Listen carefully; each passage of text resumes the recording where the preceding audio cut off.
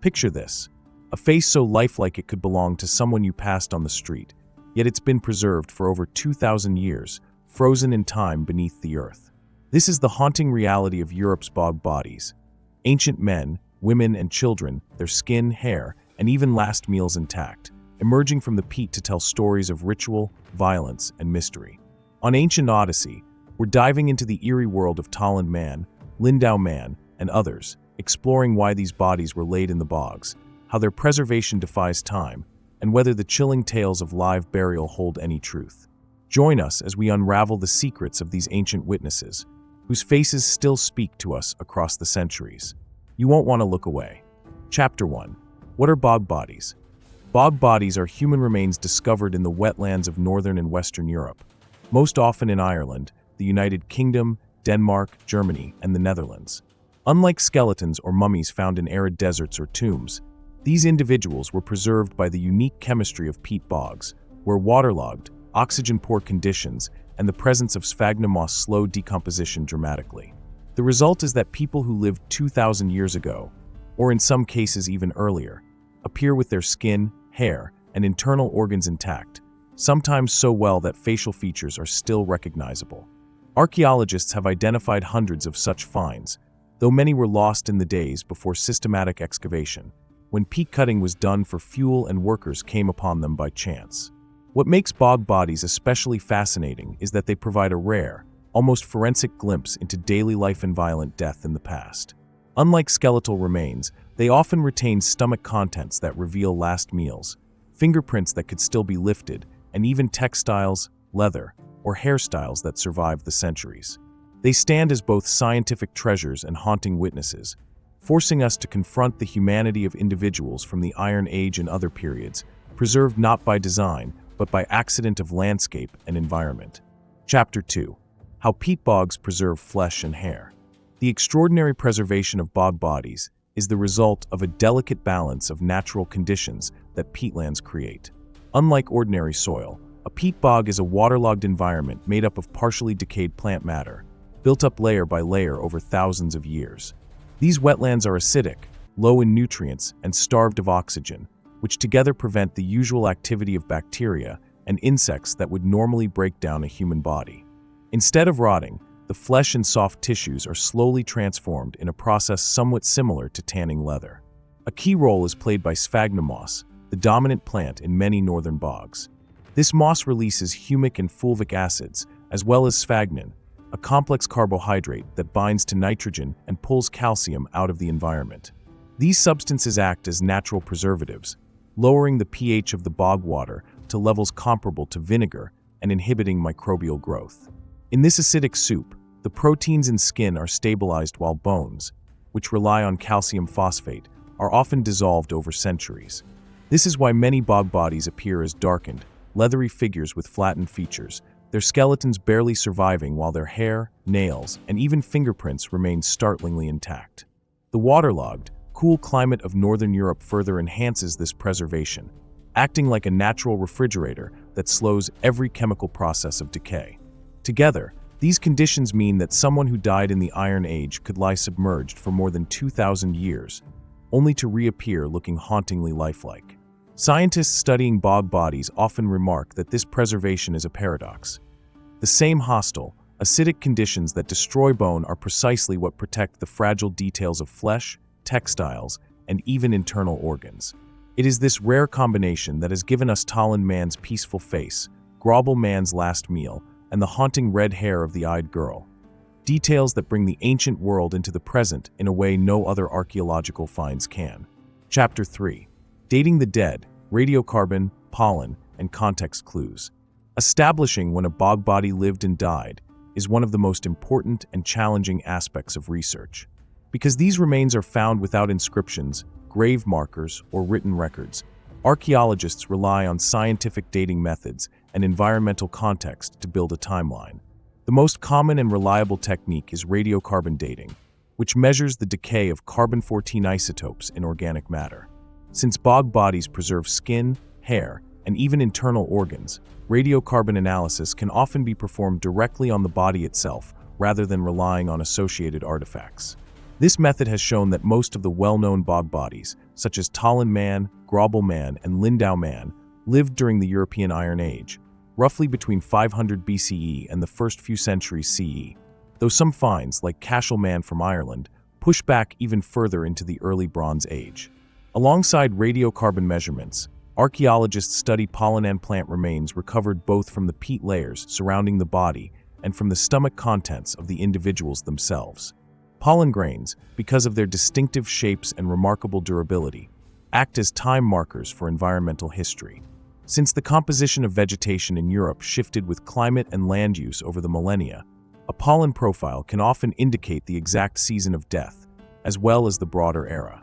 For example, the analysis of Tollund Man's stomach contents revealed traces of barley, flax, and seeds typical of springtime in the Iron Age, narrowing down not just the century, but the likely time of year he died.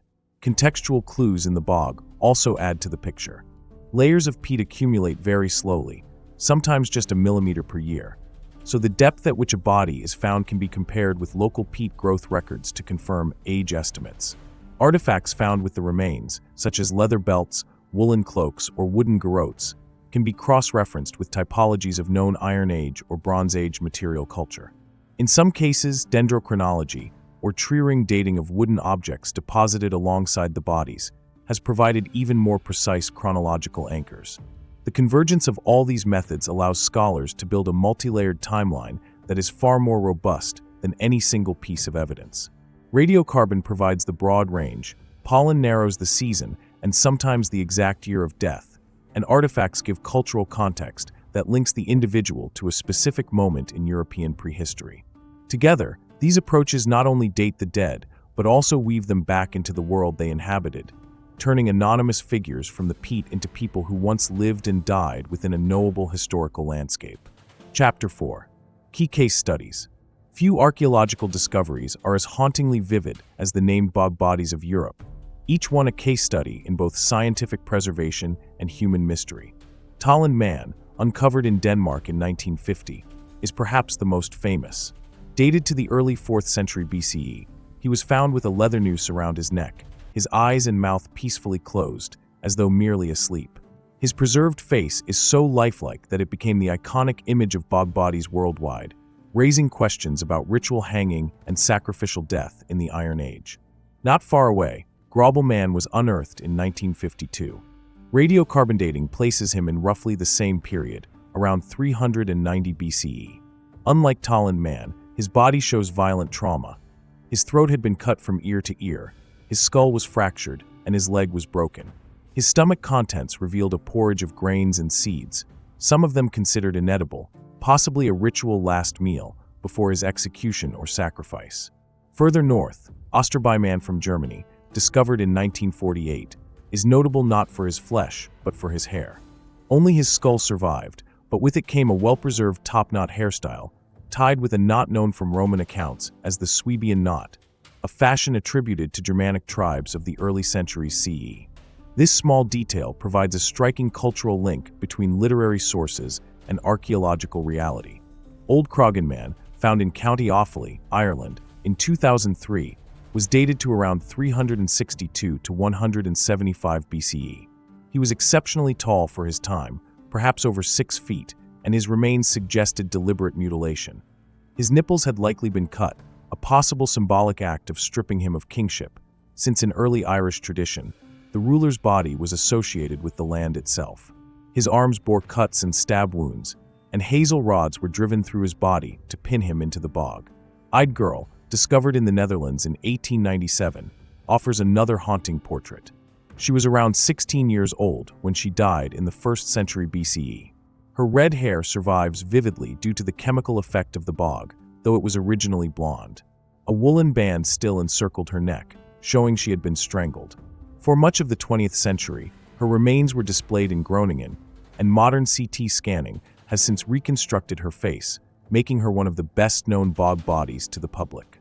In southern Germany, the man of Renswiren, discovered in 1871, was found with clothing including a woolen cloak and a belt, dated to the pre-Roman Iron Age. Unlike some, his remains were not spectacularly preserved in flesh, but the clothing provided an important glimpse into Iron Age textile traditions. The Herald Scare Woman from Denmark is an earlier discovery, unearthed in 1835. At first, she was mistakenly identified as Queen Gunhild of Norway, a legendary figure from the Viking Age, but radiocarbon dating later showed she died in the early Iron Age, around the 5th century BCE. She was about 40 years old at death and had been placed in the bog wrapped in a woolen cloak, with signs of strangulation. Lindow Man, found in Cheshire, England, in 1984, has been one of the most thoroughly studied bog bodies. His body, dating between 2 BCE and 119 CE, shows what forensic experts call a triple death. He had been struck on the head, strangled with a garrote, and had his throat cut. This combination of violent acts has been interpreted by many as ritual killing. His stomach revealed traces of bread and mistletoe pollen, perhaps consumed in a ceremonial context. Cashel Man, discovered in 2011 in County Laois, Ireland, is one of the oldest bog bodies, dating back to the early Bronze Age, around 2000 BCE. His remains show signs of violent death, and like old Tollund Man, his placement has been interpreted in light of ancient kingship rituals and sacrificial practices. He is remarkable not just for his antiquity, but also for how his find has pushed back the tradition of bog deposition far earlier than previously believed. Other notable examples include Window Man from Germany, originally thought to be a girl, but later shown to be a boy, whose blindfolded face long fueled speculation about punishment and shame, and the Clonachaven Man from Ireland, found in 2003 with a distinctive hairstyle held together by a resin imported from as far away as the Mediterranean, a small but powerful detail linking Iron Age Ireland to long-distance trade. Together, these case studies form a mosaic of European prehistory. Individuals sacrificed, executed, or otherwise placed in the bog, each preserved with shocking intimacy.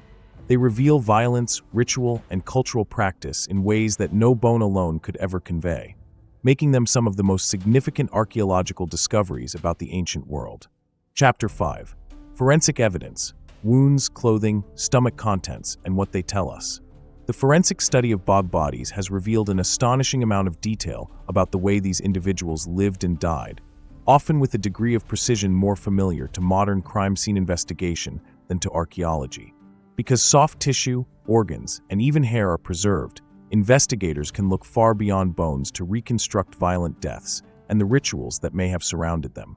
Many bog bodies bear unmistakable signs of execution or sacrifice. Tollund Man was found with a carefully tied leather noose around his neck, indicating hanging. Grobble Man's throat had been cut so deeply that his head was nearly severed, while Lindow Man suffered what experts call a triple death. He was struck on the skull, garroted with a twisted sinew cord, and then had his throat slit. Such excess suggests symbolic violence beyond the mere intent to kill, which has led many archaeologists to interpret these deaths as ritual sacrifices rather than simple murders. In Ireland, Old Tollund Man and Clonachaven Man show evidence of stabbing, mutilation, and dismemberment, possibly pointing to ceremonial killings connected to ideas of kingship and ritual renewal. Clothing and accessories provide another layer of information. Some bog bodies were found naked, which could imply ritual stripping before death, or the decay of clothing materials not preserved by the bog. Others, however, were wrapped in woolen cloaks or leather belts, giving us precious evidence of Iron Age textile and tanning technologies. The Herald Scare Woman was found wrapped in a wool garment, while the Man of Renswearan preserved a cloak, a belt, and even footwear. Clonachaven Man was remarkable for his elaborate hairstyle, held in place with resin imported from as far as the Mediterranean, suggesting connections to trade and status markers in Iron Age Ireland. Hair often survives with surprising clarity, and its length, style, and even chemical traces can provide clues about grooming, health, and diet. The contents of the stomach and intestines are some of the most direct windows into the daily lives of these individuals. Grobble Man's intestines contained a porridge made from barley, linseed, and knotgrass seeds, some of which were unpalatable or even mildly toxic, leading scholars to suggest a ritual last meal. Tollund Man's digestive tract also revealed a gruel of barley, flax, and wild seeds, placing his final meal in the springtime, when these plants were in season. Lindow Man's stomach contained traces of burned bread and mistletoe pollen, which may have held ritual significance, as mistletoe was sacred in Celtic tradition according to Roman sources. In other cases, parasites like whipworm and mawworm eggs have been identified in the intestines, showing that Iron Age populations suffered from intestinal infections and poor sanitation, an intimate glimpse into the realities of everyday health. Forensic examination has also detected details of injuries and post-mortem treatment. Many bodies bear cut marks, stab wounds, or blunt force trauma. In old Tollund Man's case, his nipples had been allegedly cut, a symbolic act in early Irish kingship traditions where a ruler's body represented sovereignty over the land. Thus, mutilating the king's body could symbolize the destruction of his sovereignty or authority over the land. Hazel rods were thrust through his body to pin him down in the bog, a striking act of deposition. In some cases, skin patterns suggest that the bodies may have been stabbed repeatedly or clubbed before deposition. Others, like Lindow Man, appear with cloth bands over the eyes or neck, long interpreted as blindfolds or strangulation devices. Taken together, the forensic evidence reveals that bog deaths were rarely accidental. They were often violent, deliberate, and marked by ritual acts that went beyond killing. The clothing and hairstyles speak to identity, status, and cultural practice. The stomach contents give us dietary snapshots down to the very last meal. The wounds tell us about violence and ritual symbolism. And the preservation of these details allows modern science to reconstruct not just the deaths, but the lives and beliefs of people who lived 2,000 years ago, offering an intimacy and immediacy that is unmatched in almost any other branch of archaeology. Chapter 6. Why were some deposited in bogs? The question of why so many bodies were placed in the bogs has been one of the most debated subjects in European archaeology. While no single explanation can account for every discovery, several interlocking theories have emerged, supported by both archaeological evidence and ancient written sources. The most widely discussed interpretation is ritual sacrifice. Many bog bodies show signs of violent deaths that seem excessive if the sole intent was execution. Lindow Man's triple death strongly suggests a ritual element, as does the seemingly deliberate mutilation of old Tollund Man and Clonachaven Man in Ireland. These cases have been linked to traditions of offering human lives to the gods, particularly in liminal spaces like bogs, which were seen as thresholds between the natural and supernatural. Classical sources such as Tacitus, writing about the Germanic tribes in the 1st century CE, describe the practice of human sacrifice in sacred groves and marshes, lending historical weight to this interpretation. The bog, with its watery depths and association with fertility and death, may have been chosen as a symbolic offering site to ensure agricultural prosperity, tribal protection, or the renewal of kingship. Another explanation is execution or punishment. Some bodies may represent criminals, prisoners of war, or social outcasts. Lindow Man, once thought to be a young woman blindfolded and drowned, has been reinterpreted as a boy who may have been executed, possibly for adultery or some violation of tribal law. The stripping of clothing from many individuals might have been part of a humiliating punishment, ensuring that the dead would not carry personal possessions into the afterlife. In societies without written legal systems, public execution in a bog could serve as a lasting reminder of communal justice. There is also the possibility of political killings tied to kingship and ritual sovereignty. In early Irish tradition, a ruler's health and purity were symbolically bound to the fertility of the land. When famine, crop failure, or political unrest occurred, the king could be seen as having failed in his sacred duties, and his ritual deposition in a bog could be an act of both execution and renewal. Old Tollund Man, with his possibly cut nipples and elite stature, has been interpreted as a failed or deposed ruler killed in such a context. Cashel Man, dating back to the early Bronze Age, may represent an even older version of this tradition, suggesting that the ritual connection between leadership and sacrifice had deep roots in prehistoric Europe. Accidental deposition has been suggested in a handful of cases, though it is less convincing for the most famous finds. Bogs are dangerous landscapes, and people and animals could have drowned or become trapped in their soft ground. However, the evidence of deliberate violence, bindings, or mutilation in most cases makes pure accident unlikely. Still, it is possible that some skeletal remains found in bogs without clear trauma may represent accidental deaths. A further theory is that some of the bodies represent offerings not just of lives, but of criminals as scapegoats or intermediaries to the gods.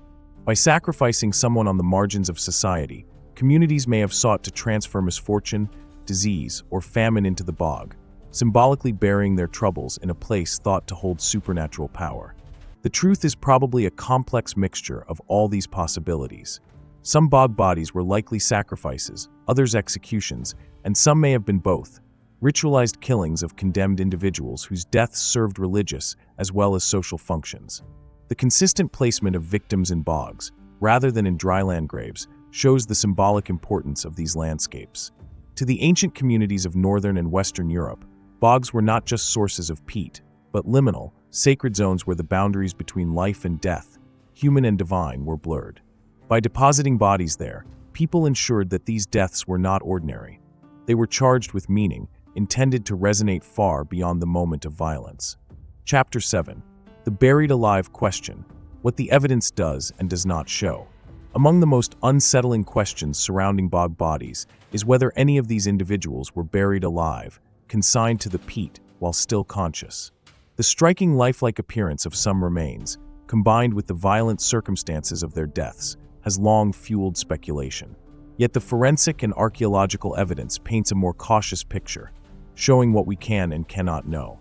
Most of the well-studied bog bodies exhibit unmistakable signs of lethal violence prior to deposition. Tollund Man bore a noose around his neck, and all indications suggest he was hanged to death before being placed in the bog. Lindow Man's throat was cut so deeply that he could not have survived beyond the moment of injury, and Lindow Man suffered multiple fatal blows in succession. These examples strongly suggest that in many cases, death occurred before the bodies entered the peat. Similarly, Tollund Man was stabbed, mutilated, and pinned with hazel stakes through his body, an elaborate treatment that could only have been carried out after death or at the very instant of it. Such evidence makes the notion of victims sinking alive into bog waters less likely for the majority of famous finds. That said, there are some ambiguities. The anaerobic, acidic conditions of bogs preserve skin and organs, but also distort bodies over time, flattening features and sometimes obscuring the sequence of injuries. In a few cases, bindings around the neck, cloths tied over the face, or positioning of limbs have raised the possibility that individuals were incapacitated but not fully dead at the time of deposition. For example, Windaby 1, discovered in northern Germany, was once thought to have been blindfolded and drowned in the bog, although later studies reinterpreted the supposed blindfold as a band of clothing that had slipped during preservation. Other finds show possible signs of drowning or suffocation, but it remains difficult to distinguish whether this occurred before or after death by violence. The buried alive hypothesis gained traction in the 19th and early 20th centuries, when discoveries like Harold Scare Woman were sensationalized in newspapers and museums. At the time, scientific analysis was limited, and the dramatic idea of people sinking alive into the peat appealed to public imagination. Modern forensic science, however, emphasizes that most trauma was deliberate and fatal before deposition. Drowning victims typically show signs in the lungs and airways, but such soft tissues are rarely preserved well enough in bog contexts to allow clear conclusions. Thus, while we cannot entirely exclude the possibility that some individuals entered the bog alive, perhaps stunned, strangled, or poisoned, the balance of evidence favors the interpretation that the bog was the place of deposition rather than the instrument of death. Ultimately, the question reflects the eerie ambiguity that surrounds these remains. The very conditions that preserved them so well also erase fine details that would let us reconstruct the exact moment of death. Archaeologists and forensic scientists stress caution. We must avoid overstating claims that cannot be proven. The bog bodies were almost certainly subjected to ritualized killings, violent punishments, or ceremonial deaths. But whether any were still breathing when their bodies were consigned to the peat remains an open and unproven possibility. It is this uncertainty that continues to fuel both scholarly debate and the chilling fascination the bog bodies inspire. Chapter 8. Regional Patterns and Chronology, where and when these finds cluster in Europe. When the discoveries of bog bodies are mapped across Europe, clear regional and chronological patterns begin to emerge, offering insight into where and when this practice was most common. The greatest concentration of finds comes from northern and western Europe, particularly Denmark, northern Germany, the Netherlands, Ireland, and the United Kingdom. These areas share a landscape rich in raised peat bogs formed during the late Neolithic and Bronze Age, creating the very conditions that made preservation possible. Yet the pattern is not purely geological. People in these regions deliberately chose bogs as places of deposition during certain periods of prehistory, particularly the Iron Age. In Denmark, discoveries are especially numerous. Tollund Man, Lindow Man, Herald Scare Woman, and many lesser-known finds were all recovered from Jutland's bogs. Radiocarbon dating places most of these individuals between 500 BCE and 200 CE, a span corresponding with the pre-Roman and Roman Iron Age. This clustering has led many scholars to associate Danish bog bodies with a cultural tradition of ritual sacrifice or execution that was particularly prominent in this region. Northern Germany provides a similar picture, with finds like Windaby I, Renswearen Man, and Osterby Man, all dating from the Iron Age into the early centuries CE. The presence of the Swabian knot hairstyle on Osterby Man ties the archaeological record directly to Roman ethnographic accounts of Germanic tribes, highlighting the chronological overlap between local traditions and external observers. The Netherlands also produced notable examples, most famously Eyed Girl, dating to the 1st century BCE. Dutch finds, like those in Denmark and Germany, cluster in the later Iron Age and appear to reflect the same cultural phenomenon of violent deaths followed by deposition in peat. Britain's discoveries, such as Lindow Man in Cheshire, fit this same chronological range, with dates between the late Iron Age and the early Roman period, roughly 2 BCE to 119 CE. The alignment across northwestern Europe suggests that this was not an isolated local practice, but part of a broader cultural tradition of the Iron Age peoples who inhabited these regions. Ireland, however, presents a slightly different chronological spread. Several of its bog bodies, including Old Croghan Man and Clonachaven Man, date to the early and middle Iron Age, around the 4th to 2nd centuries BCE. Cashel Man, discovered in 2011, is far older, dating to the early Bronze Age around 2000 BCE, making him one of the earliest known bog body victims in Europe. This pushes the tradition of bog deposition in Ireland back well before the Iron Age, though the practice seems to become more common again in later centuries. Irish finds are often interpreted in connection with kingship and ritual sovereignty, distinct from but related to the sacrificial traditions seen elsewhere. Chronologically, the vast majority of well-preserved bog bodies fall within the late Bronze Age to the early Roman period, with the greatest concentration in the centuries around 500 BCE to 200 CE. This was a time of cultural upheaval across Europe, marked by growing social hierarchies, shifting trade networks, and encounters with the expanding Roman world. It is within this context that the ritual, symbolic, or punitive killings represented by bog bodies may have flourished. While bogs remained in use for deposition of offerings, including weapons, cauldrons, and other valuable objects throughout prehistory, the human bodies themselves seem especially tied to Iron Age traditions. The geographical distribution also reflects the cultural boundaries of Northern European tribal societies. Southern Europe, with its drier climate and different burial traditions, produced no such finds, while Scandinavia outside Denmark has fewer preserved bodies due to variations in landscape. The clustering in Ireland, Britain, Denmark, Northern Germany, and the Netherlands shows that this was a distinctly northwestern European phenomenon, rooted in shared environments, shared religious ideas, and perhaps shared responses to crisis. When viewed on a map, the bog bodies are not random accidents of preservation, but the traces of a widespread, culturally meaningful practice that peaked in the centuries before and during the Roman encounter, then largely disappeared with the Christianization and social transformations of the early medieval period. Chapter 9. Conservation, Display, and Ethics: How Museums Handle Bog Bodies Today. When bog bodies were first discovered in Europe during the 18th and 19th centuries, they were often treated more as curiosities than as archaeological treasures. Many were lost because peat cutters did not know how to preserve them, and some were even discarded or destroyed. In other cases, bodies were kept in local collections but quickly decayed once removed from their protective bog environment.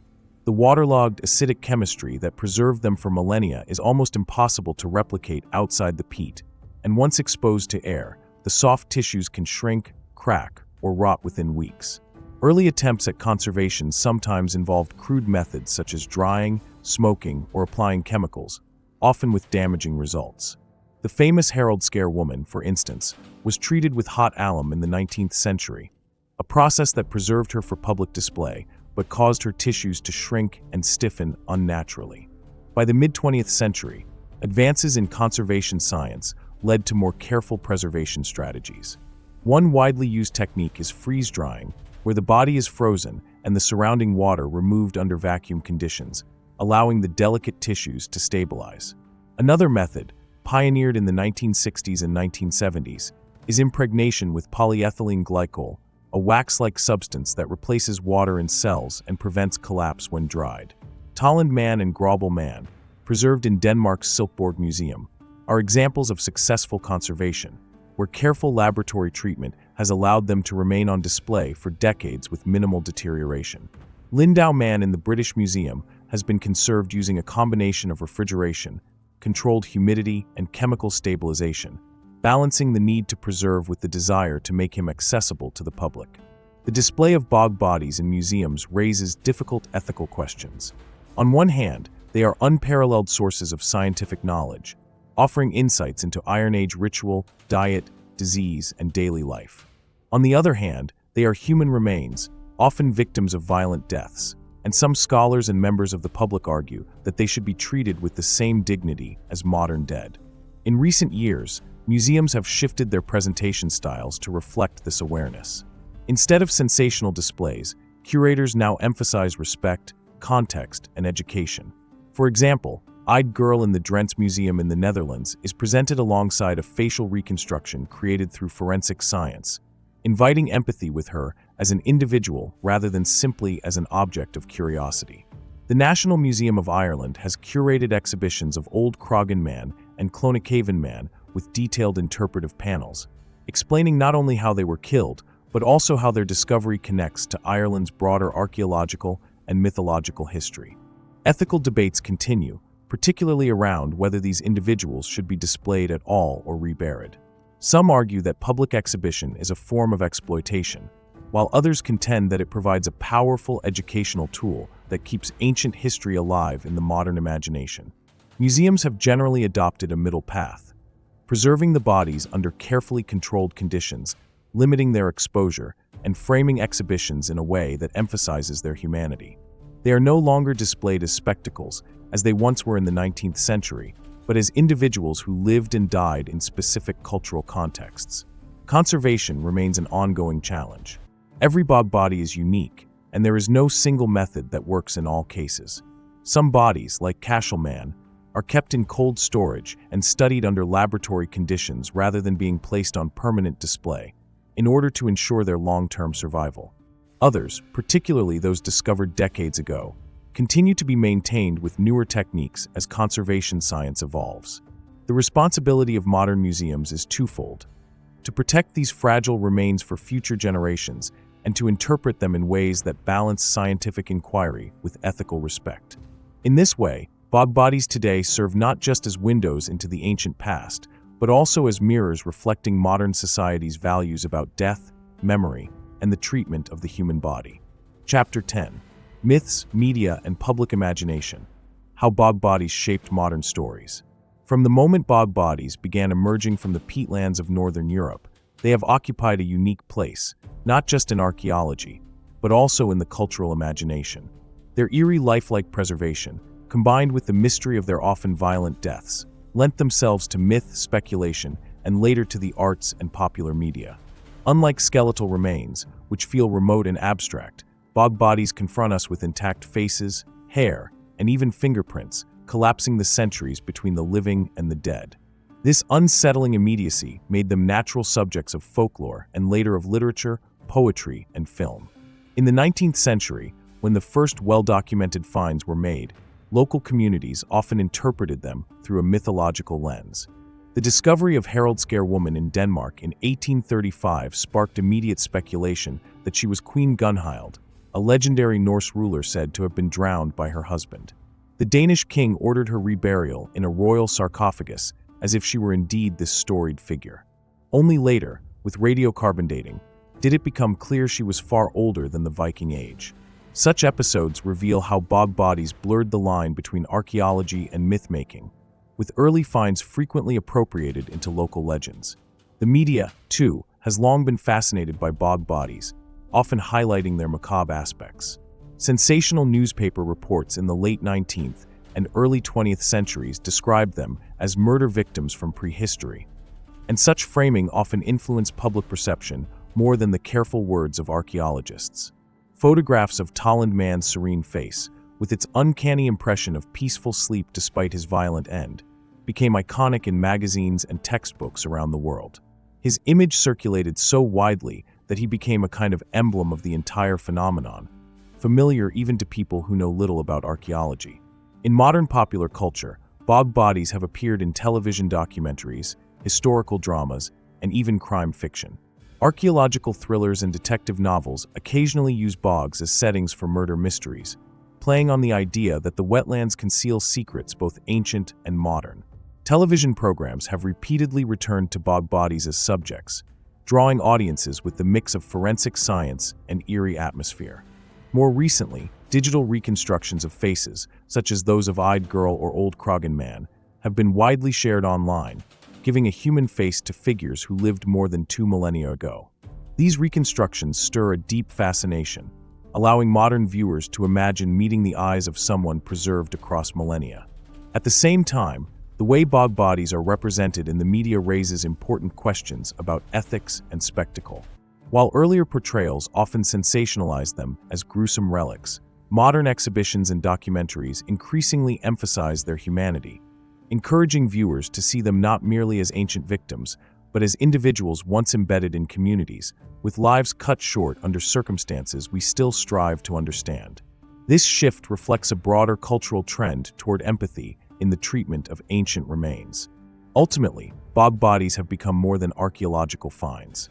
They have entered the realm of myth and metaphor, serving as powerful reminders of mortality, violence, and the strange continuity between the ancient and the modern.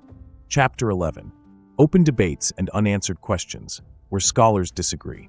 Despite decades of careful study, bog bodies remain one of archaeology's most puzzling classes of finds, and much about them continues to provoke debate among scholars.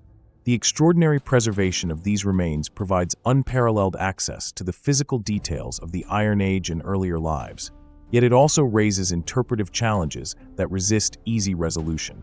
While methods such as radiocarbon dating, pollen analysis, isotopic testing, and forensic examination have clarified many aspects, the broader picture remains contested. Questions about why these individuals ended up in the bogs, what cultural meanings their deaths carried, and how representative they are of ancient societies continue to be debated. One of the central debates concerns intentionality. Were all bog body depositions deliberate, or do some represent accidents, natural deaths, or even burials that happen to take place in wetlands? Many bodies bear unmistakable signs of violence, such as strangulation, throat cutting, stabbing, blows to the head, or combinations thereof, that strongly suggest execution or sacrifice. However, others show less clear trauma, and in some cases, decomposition has obscured the evidence. Scholars disagree on whether the absence of visible wounds should be interpreted as peaceful deaths, as evidence of methods of killing that leave few traces, or simply as the loss of data due to preservation conditions. This uncertainty makes it difficult to generalize across all cases. The question of ritual sacrifice remains particularly controversial. P.V. Glob's influential mid-20th century interpretation that many bog bodies were offerings to fertility deities or sky gods captured public imagination. But some archaeologists now argue this view was shaped as much by the romanticism of the time as by hard evidence. While finds such as Tollund Man, Old Tollund Man, and Lindow Man do suggest ceremonial aspects, such as careful positioning, repeated patterns of violent death, or deposition near tribal boundaries. Others may reflect punishment for crimes, executions of war captives, or displays of power by elites. The difficulty is that Iron Age societies in Northern Europe left few written records, so scholars must reconstruct intent from material evidence alone, a task prone to interpretation and bias. Another open debate surrounds the social identity of those deposited in bogs. Were they chosen victims set apart for ritual reasons, or did they belong to marginalized groups within their communities? Analysis of nutrition and health has revealed that some bog individuals were remarkably well-fed and even tall and strong, such as Old Tollund Man, who likely came from a privileged background. Others, like Eyed Girl, show signs of poor health, stunted growth, and possible disease. This wide range complicates the idea of a single type of victim. Some scholars suggest that elites may have been sacrificed in times of crisis to appease deities, while others argue that individuals at society's margins, such as slaves, criminals, or outsiders, were more likely to have met their end in bogs. Both interpretations find support in different case studies, and no single explanation comfortably fits all the evidence. Chronology presents another area of debate. Radiocarbon dating shows that bog bodies are not confined to a single period, but span many centuries, with concentrations in the early and middle Iron Age, roughly 500 BCE to 200 CE. Yet why certain centuries, regions, and communities saw higher deposition rates than others is still unclear. Was this clustering linked to social upheaval, shifts in religious practice, or changes in environmental conditions that made bogs especially significant? Some scholars see peaks of bog body deposition as coinciding with periods of intensified warfare or socio-political change in Iron Age Europe. Others resist drawing such direct correlations, cautioning against imposing modern ideas of crisis and ritual onto ancient contexts. The interpretation of forensic evidence is itself debated. Take stomach contents. The discovery of simple grain-based meals in some victims has been interpreted as ritual Last Suppers, symbolic purifications before sacrifice. Others argue these meals reflect ordinary diets, and the assumption of ritual significance may be overstated. Similarly, the so-called triple death hypothesis remains contested. This hypothesis suggests that many victims were subjected to multiple forms of killing as part of a symbolic ritual. While some bodies clearly exhibit several kinds of trauma, scholars caution that not all wounds may have been fatal, and that some could represent post-mortem damage from the bog environment or from peat cutting. Even the very definition of a bog body is debated. Should only intact, mummified individuals like Tollund Man count, or should skeletal remains recovered from bogs also be included? Some archaeologists adopt a narrow definition focused on the spectacularly preserved soft tissue bodies, while others argue for a broader classification that includes skeletal finds, weapon deposits, and other wetland sacrifices, suggesting that bogs functioned as ritual landscapes in multiple ways. Underlying all of these debates is the problem of interpretation itself. Archaeologists work with partial evidence shaped by unique preservation conditions, yet they must infer meaning across vast gaps in the historical record. This leads to an ongoing tension between scientific data and cultural interpretation.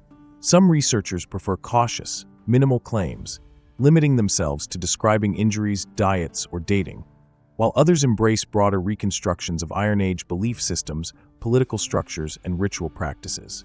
Neither approach has definitively resolved the mysteries. What is clear is that bog bodies resist easy categorization. They do not all tell the same story, nor do they all fit neatly into the frameworks of sacrifice, execution, or accident.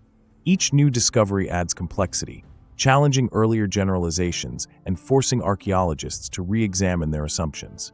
It is precisely this tension between certainty and mystery, data and interpretation, that keeps bog bodies at the center of scholarly debate. Their silent testimony continues to raise questions about violence, belief, identity, and the role of wetlands in ancient European societies. Questions that remain open, reminding us that the past often eludes simple explanations, even when it lies preserved before us in such haunting detail. Chapter 12. Conclusion. What bog bodies teach us about the ancient world? Bog bodies occupy a rare and haunting space in the study of the ancient world, providing us with a kind of evidence that is at once scientific, historical, and deeply human. Unlike monumental ruins or stylized art, these remains capture individuals in startling detail, which collapses the distance of centuries. They are not abstract representations of ancient people, but real men, women, and children whose final moments, preserved in peat, remind us of the fragility of life and the complexities of human society thousands of years ago. What they teach us is layered. At the most basic level, bog bodies are extraordinary time capsules of the Iron Age and earlier, offering forensic information that skeletal remains alone cannot provide. Their stomach contents reveal the grains, seeds, and plants consumed in their last meals. Their teeth and bones show long-term diets and health conditions. Their skin and hair preserve details of grooming, hairstyles, and even the use of resins or oils. Textile fragments and leather garments speak of craft traditions, clothing styles, and access to resources. This kind of evidence allows archaeologists to reconstruct aspects of daily life that would otherwise be invisible. But bog bodies are not just about material survival, they are about social meaning. The circumstances of their deaths, often marked by violent trauma, force us to confront the realities of ritual, punishment, and social control in ancient societies. Whether interpreted as sacrifices to deities, executions of criminals, or symbolic displays of authority, these remains reveal that violence could carry a deeply ritualized or communal dimension in the Iron Age world. The careful placement of some individuals in liminal landscapes, such as borders or watery margins, shows that bogs themselves carried cultural and religious significance. The boundary between the living world and the spiritual realm may have been imagined as lying in these misty wetlands, where human offerings could cross between planes of existence. At the same time, the diversity of bog body finds underscores that there is no single story. Some individuals were probably healthy and well-nourished, suggesting high status, while others show signs of hardship, disease, or stunted growth. Some were killed with spectacular brutality, while others appear to have been laid down more gently, perhaps even mourned. This variation teaches us that Iron Age communities were complex, with multiple layers of belief, custom, and response to crisis. The bog bodies remind us that ancient societies cannot be reduced to simple categories of ritual or violence, but must be understood in terms of dynamic human choices. In the end, bog bodies teach us humility before the past. They resist easy answers, reminding us that history is often layered with uncertainty. They reveal how much can be learned through science and archaeology, but also how much must remain in the realm of interpretation, mystery, and imagination. Perhaps this is their greatest lesson, that the ancient world was at once ordinary and extraordinary, familiar and alien, brutal and sacred, and that in trying to understand it, we also deepen our understanding of ourselves. And there you have it, the haunting tale of Europe's bog bodies, time capsules of the ancient world that continue to captivate and challenge our understanding of the past. From Tollund Man's serene face to the violent stories etched into Lindow Man's wounds, these remains remind us of the complex, often brutal lives of our ancestors. What do you think? Were these sacrifices punishments, or something else entirely? Drop your thoughts in the comments below. Hit that like button if this journey into the bogs intrigued you, and subscribe to Ancient Odyssey for more dives into the mysteries of history. Until next time, keep exploring the past with us.